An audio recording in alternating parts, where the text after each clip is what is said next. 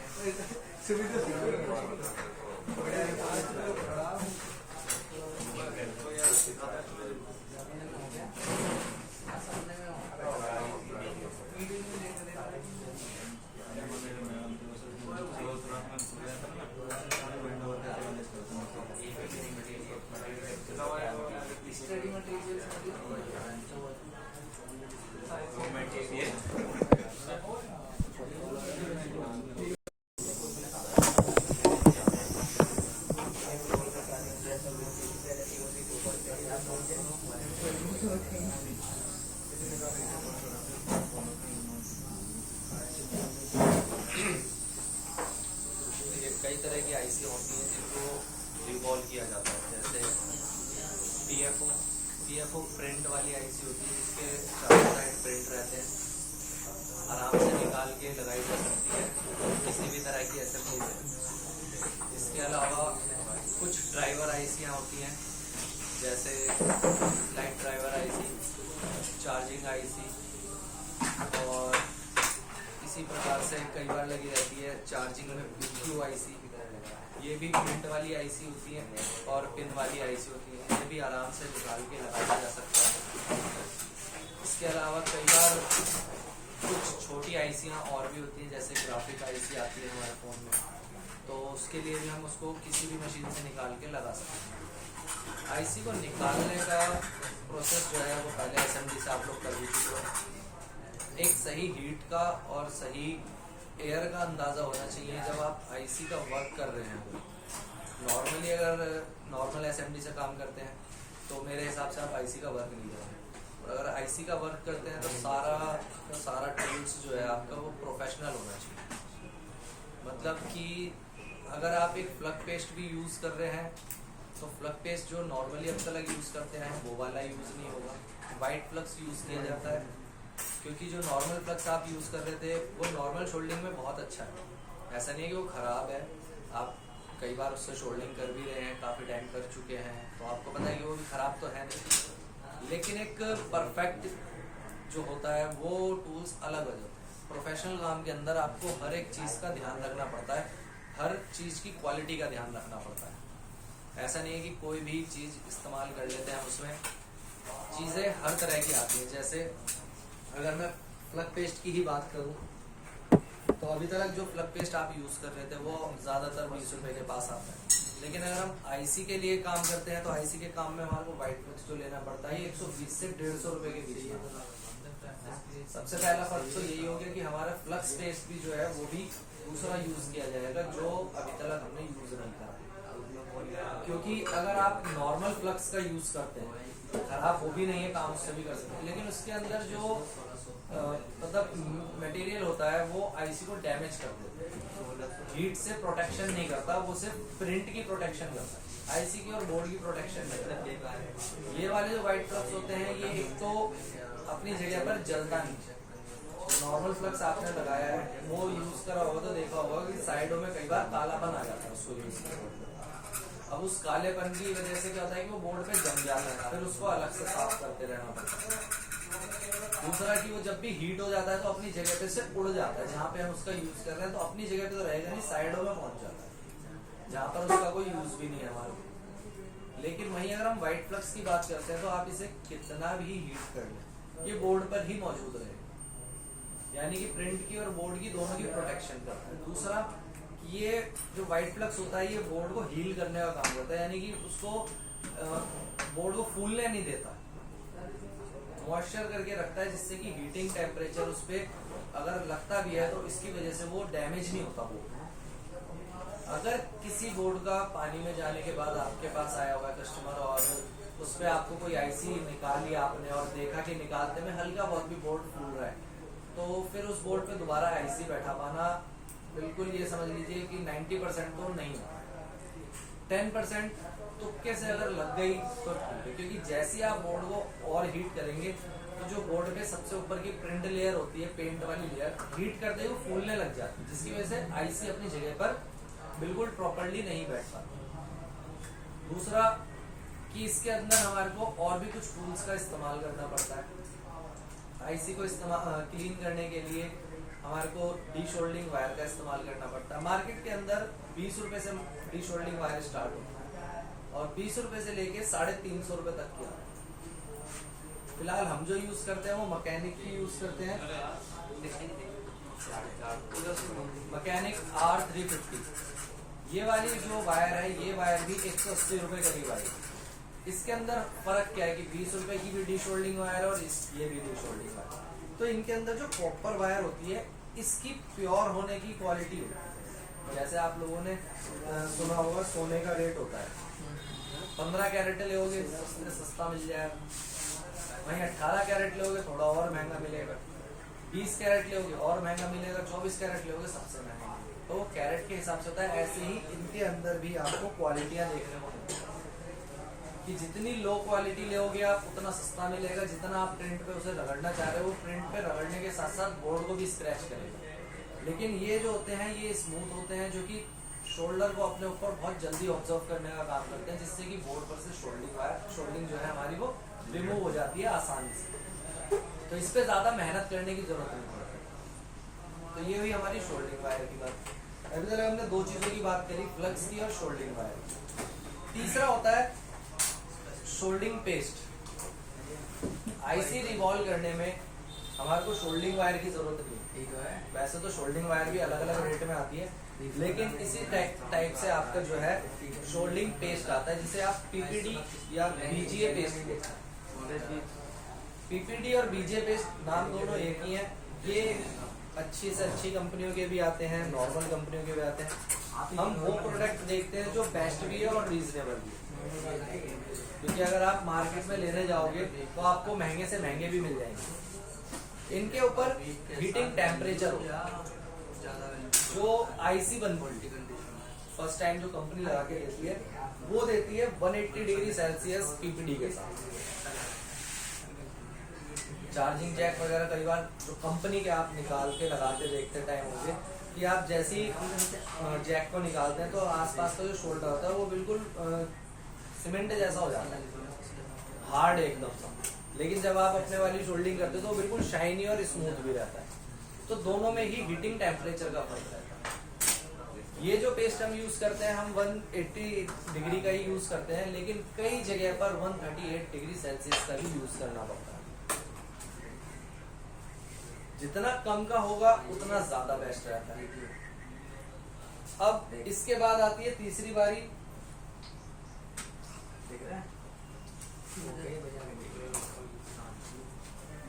Tweezer की और cleaning करने की चीजों की। सबसे पहले तो आपको जब आईसी रिवॉल्व करनी होती है तो एक टिश्यू पेपर पे रख के करनी होती है। टिश्यू पेपर पे इसलिए क्योंकि जो हीट होती है टिश्यू पेपर उसे ऑब्जर्व कर लेता है। अगर आप डायरेक्टली दो मेटल पे रख करके, जैसे कि अभी फिलहाल मैंने एक मेटल पे रख रखी है, क्योंकि जो स्टैंड है ये लोहे का है, जो कि एक पीसीबी होल्डर है। तो ये भी एक तो हीट हो जाता है और दूसरे से उठ जाती है। तो इसकी वजह से जो बॉल्स होती है आईसी की,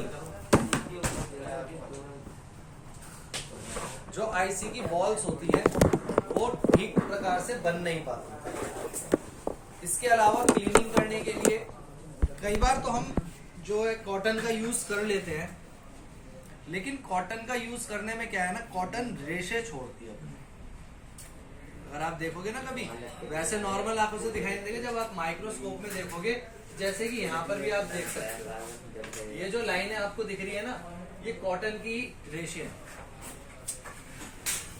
इसके अलावा आपको क्लीनिंग करने के लिए पेट्रोल में आप जो नॉर्मल आयरन अभी तक यूज कर रहे थे, चाहे आप माइक्रो आयरन लेके आए हो 250, 300, 400, 500 रुपए वाला, वो भी बेकार है। चाहे आप जो नॉर्मल आयरन यहाँ से आपको मिला हुआ है, अगर आईसी के काम में उसे इस्तेमाल कर रहे हो तो वो भी बेकार है।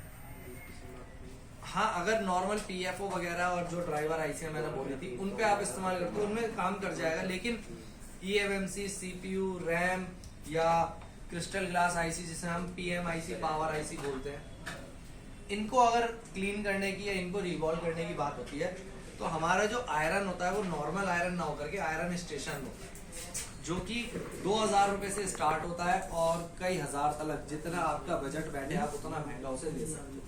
नॉर्मली हम T21 के नाम से आता है एक आयरन स्टेशन, उसका इस्तेमाल करते हैं इस लाइन में। इसके अलावा SMD मशीन की बात कर रहा था मैं। SMD मशीन वैसे तो मार्केट में जो स्टार्टिंग रेट होता है वो 800 रुपए का भी, जो कि रिपेयर हुई सेकंड हैंड मिलती है। बॉक्स बॉडी देख करके लगेगा कि न्यू है, लेकिन वो न्यू नहीं होती, तो रिपेयर करी हुई होती है, जो 800 रुपए से स्टार्ट होता है। फर्क कैसे पहचाना जाता है? आप जितनी भी SMD मशीन देखोगे, अगर ब्लैक बॉडी है तो उसमें आपको ब्लैक ही स्विच देखने को मिलेगा, लेकिन 800 रुपए वाली में आपको या तो ये येलो देखने को मिलेगा या ब्लू देखने को मिलेगा, यानी कि कलर चेंज मिलेगा बॉडी से अलग।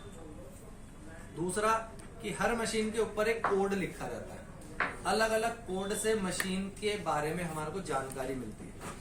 अगर अब मैं बात करूं आपकी, जैसे कि यहाँ पर लिखा हुआ है 850A, ठीक है। अगर आप के किसी शॉपकीपर फ्रेंड से कोई रिलेशन होगा तो आप उस पर देखोगे तो उस पर सिर्फ 850 मिलेंगे, जो कि ब्लैक कलर की SMD होती है।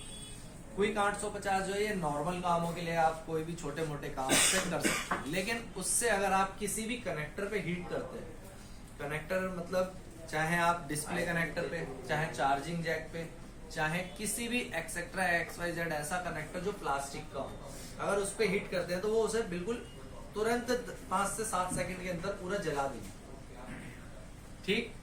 दूसरा होता है 850A। 850A में जो है ये ऑटोमेटिक मशीन होती है। ये पहले वाली जो मैंने 850 बताया उससे थोड़ी सी कॉस्टली बैठती है।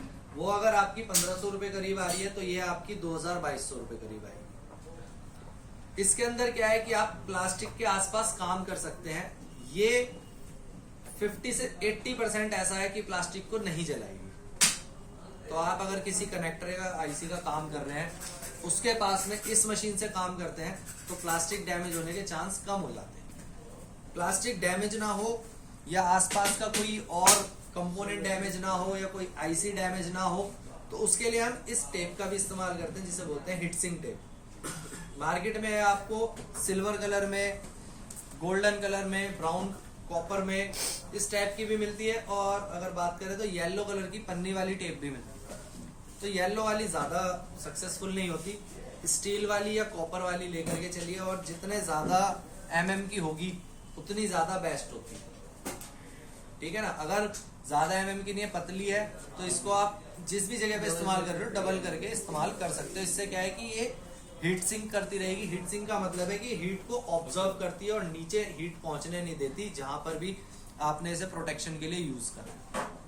कभी भी अगर आप किसी चार्जिंग जैक को रिमूव कर रहे हो और चार्जिंग जैक के पास में ही SMD माइक लगा हुआ है ना, तो SMD माइक पर भी आपको इससे प्रोटेक्शन करनी पड़ेगी, नहीं तो उसी टाइम हीट से SMD माइक खराब हो जाएगा।